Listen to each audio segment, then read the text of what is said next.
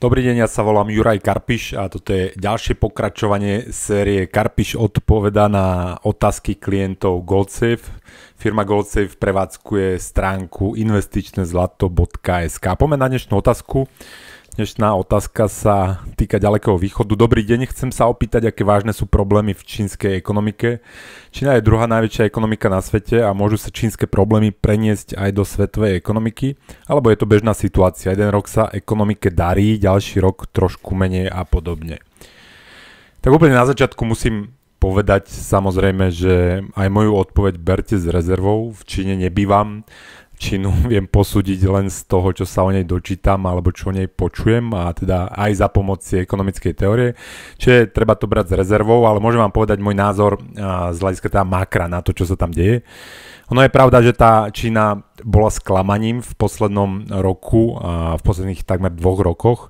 Všetci čakali, že keď tam prejdú tie lockdowny, keď si tam poradia s tou pandémiou, Čína otvorí, tak bude z toho nejaký zdroj rastu pre svetovú ekonomiku, že to potiahne nie ceny niektorých komodít, ale že to potiahne aj teda medzinárodný obchod a podporí to ten svetový rast, ale zatiaľ je to sklamaním. Naopak v Číne krachujú tí veľkí developeri, ten druhý najväčší developer, ktorý sa volá Evergrande, tak nakoniec sa dopočítal tú stratu, lebo teda odkladal to zúčtovanie a nakoniec mu vyšlo, že za posledné 2 roky dosiahol stratu 113 miliard amerických dolárov.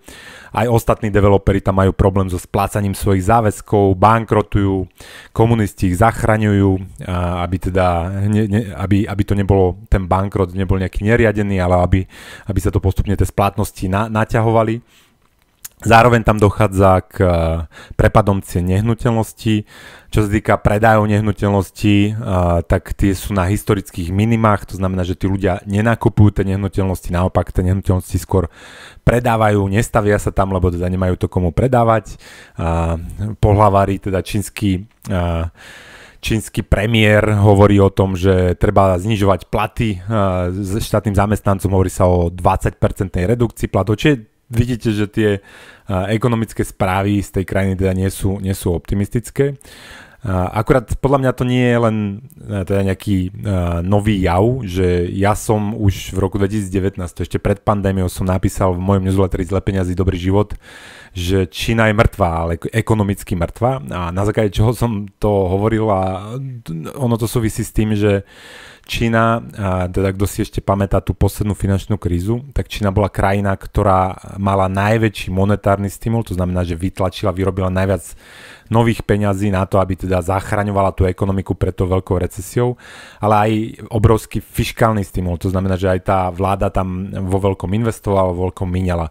No a keďže ja teda používam ekonomickú teóriu, ktorá považuje tieto stimuly za zlo, za niečo, čo zašumí ten systém, čo pomýli tých aktérov, tak by som tam aj čakal to, že teda následky tej stimulácie, najmä tej monetárnej stimulácie, to, že sa vytvoril kopu nových peňazí, tie peniaze väčšinou tiekli do projektov, stavebných projektov, do rezidenčných nehnuteľností, špekulovalo sa za tie peniaze v nehnuteľnostiach, v rezidenčných nehnuteľnostiach.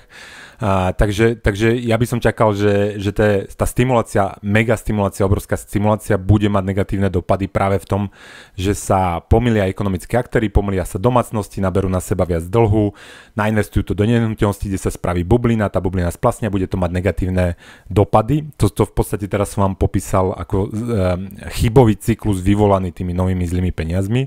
No akurát ten cyklus je dlhý, že to nie je tak, že jeden rok vytlačíte peniaze a za druhý rok sa vám to ukáže, ono to väčšinou trvá dlho, je to v tom dlhodobom horizonte.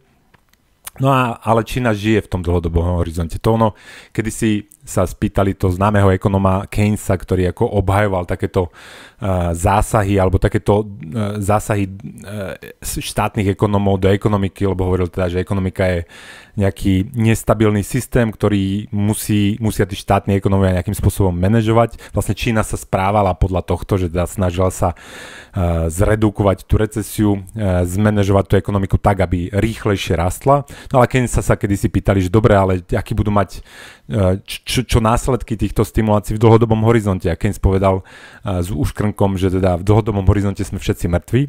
No a preto ja som napísal v roku 2019, že teda Čína je mŕtva, lebo Čína sa nachádza v dlhodobom horizonte tej predchádzajúcej fiškálnej a monetárnej stimulácie z tej poslednej finančnej krízy a preto hovorím, že čínska ekonomika je momentálne mŕtva a ona tie všetky chybné investície, tie všetky pomilené domácnosti, čo si zobrali viac toho dlhu, to všetko sa musí zlikvidovať, vyčistiť z tej ekonomiky. No a potom môže opätovne začať nejakým zdravším spôsobom rásť. Akurát keďže tá Čína je špecifická, keďže tam tie trhové sily musia zapasiť často nielen teda s nejakou pokazenou ekonomickou štruktúrou, ale aj so stranou, lebo tá strana sa to stále snaží manažovať, tak tamto čistenie pravdepodobne bude trvať dlhšie a bude asi bolestivejšie. Ono, dnes keď sa pozriete, tak ten juan je na extrémne nízkych úrovniach, teda čínska mena je extrémne slabá, napríklad voči americkému doláru, tak komunista povedal, teda nakázal bankám a finančnému sektoru, aby teda nešortovali juan, aby podporili ten juan svojim obchodovaním. Komunista sa vyjadruje k tomu, či sú vysoko akcie alebo nízko akcie, že teda, či v čom je dobre špekulovať a v čom nie je dobre špekulovať. A tieto všetky ako keby zásahy do ekonomiky naťahujú ten proces ozdravovania tej ekonomiky a oddialujú to, teda kedy tá Čína začne opätovne nejakým rozumným tempom rásť. Čiže môj pohľad na Čínu je, že to, čo dnes vidíme v Číne, nie je ani dôsledkom tej pandémie, ale skôr dôsledkom toho, čo tá Čína robila po tej ostatnej finančnej kríze pred tými 10-15 rokmi. A tá ekonomika sa od týchto chýb ekonomických aktérov musí vyčistiť. Väčšinou to čistenie má prejav v nejakej recesii, v práskaní tých bublín. Tie bubliny vidíme, že už praskajú, vidíme, že Čína vyhadzuje do vzduchu množstvo developerských rezidenčných projektov, ktoré sú prázdne už niekoľko rokov, ktoré sa nedajú predať. Ale na druhej strane netreba zabúdať na to, že tá Čína sa aj tak trochu zatvára, že to dnešné vedenie Číny je menej priateľské voči tomu medzinárodnému obchodu, voči západu. A aj to má vplyv na to, čo sa v tej Číne deje. Kopu zahraničných spoločností uteká z Číny, uteká odtiaľ kapitál. Tie nové investície tam pribúdajú pomalšie. Hovorí sa o onshoringu, že kedysi bol offshoring, to znamená, že kopu priemyselnej výroby išlo zo západu do Číny. Dnes je ten proces skôr opačný, že aj vzhľadom na tú vojnu Ruska s Ukrajinou, ako Rusko napadlo Ukrajinu, tak kopu ako toho kapitálu začalo byť citlivejšie voči zahranično-politickým rizikám a tiež sa stiahuje z tej Číny, čo to tiež prispieva k tomu, že tá ekonomická situácia Číny sa zhoršuje.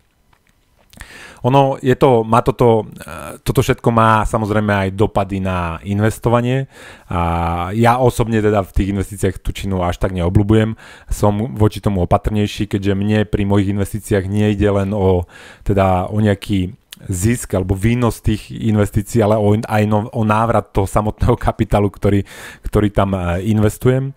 A v tej Číne tie vlastnícke práva nie sú ešte tak dobre dodržiavané ako v niektorých akože alternatívnych lokalitách, kde môžem investovať. To znamená, že často ako keby napriek tomu, že je to obrovský rastúci trh, kopu ľudí sa tam chce mať lepšie, žije tam kopu ľudí, ktorí môže spotrebovať, kde sa ten biznis môže rozvíjať, tak tie vlastnícke práva tých zahraničných investorov na to, aby sa podielali na tom rozvoji a na tom raste, ešte nie sú úplne bezpečné a pekne to ilustruje to, aký je rozdiel medzi vývojom čínskych investícií alebo investícií v čínskych akciách a vývojom samotnej ekonomiky Číny.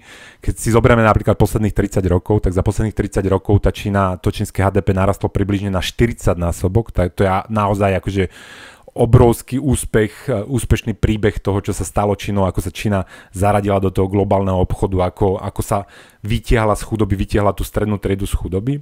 Ale na druhej strane, keď ste investovali v Číne napríklad cez akciový index Chinese Shanghai Composite Stock Market Index, tak ten za tú dobu, za tých posledných 30 rokov, keď si to prepočítame na doláre, tak zarobil len 47%. To vám vychádza plus minus 1,2% ročne a to je pred infláciou. Čiže napriek tomu, že to HDP narastlo na 40 násobok, tí investori odišli s dlhým nosom a podľa mňa tento problém stále v tej Číne a uvidíme, ako sa to bude vyvíjať v budúcnosti. Či tá Čína opätovne nejakým spôsobom začne sa snažiť o tie zahraničné peniaze tým dodržiavaním nejakých ako pravidiel, dodržiavaním vlastníckych práv a menšími zásahmi do toho, ako tá ekonomika funguje, alebo naopak bude degradovať ďalej a ten kapitál odtiaľ bude skôr utekať.